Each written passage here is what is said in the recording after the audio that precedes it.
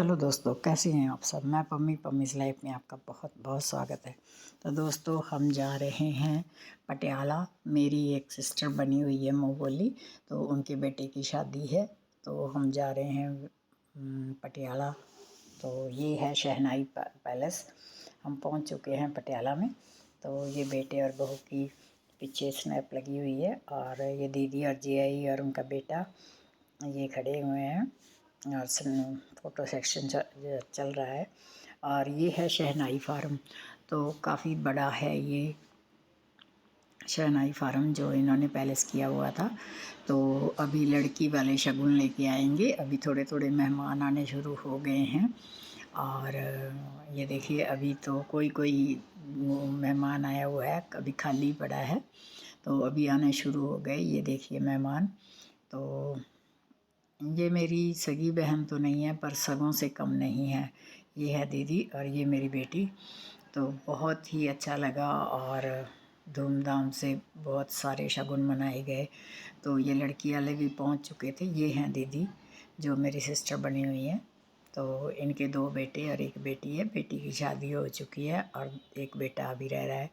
और ये रिफ़्रेशमेंट मिल रही थी, तो ये बच्चे ले रहे थे, जूस वगैरह लिया और थोड़ा बहुत इन्होंने खाया पिया। तो ये बड़े वाला बेटा है और ये बेटी है।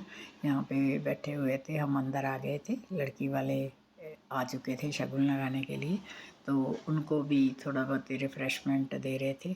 फिर उसके बाद शगुन लगेगा, और शगुन के बाद फिर उसके बाद लंच होएगा। तो दोस्तों, हमारे पास टाइम नहीं था और हम जल्दी गए थे और जल्दी वापस आ गए। ये रिफ़्रेशमेंट थी थोड़ी सी जो हमने ली थी। ये एक ही प्लेट में हम सारे बैठ के खा रहे थे, क्योंकि कई बार प्लेट सिस्टम होता है ना, तो क्यों बार बार सारी प्लेटें जूठी करी, किसी ने 1-2 पीस ही तो खाने होते हैं। तो ये शगुन की तैयारी हो रही थी रिफ़्रेशमेंट के बाद। तो ये लड़का स्टेज के ऊपर पहुंच चुका था, और यहाँ पे पहले तो एक बार जपजी साहब मतलब पहली पौड़ी का पाठ किया, और उसके बाद बेटे को बैठा दिया। और ये दीदी बैठे हैं, जीजाई भी यहीं, और उनकी बेटी भी यहाँ खड़े हुए हैं सारे। और परली तरफ जो है वो लड़की वाले हैं। लड़की के दादाजी, पिताजी तो नहीं हैं, लड़की के दादाजी और भाई शगुन दे रहे थे।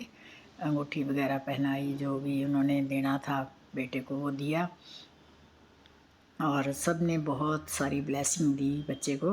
पहले ये बेटे का ना एक्सीडेंट हो गया था 2 साल पहले, तो बड़ी मुश्किल से बचा है। 2-3 बार ऑपरेशन हुए हैं, बाजू और एक टांग मतलब फ्रैक्चर हो गई थी। दीदी ने बहुत दुख देखे हैं, बहुत दुख देखे हैं। अब जाके कहीं थोड़ा सा मतलब ज़िंदगी में सुकून मिला है। तो मैं तो भगवान से यही दुआ करूँगी, और आप सब भी करना भाई, ये इन सुखमय ज़िंदगी व्यतीत करें ये दोनों कपल, और दीदी जी आई भी।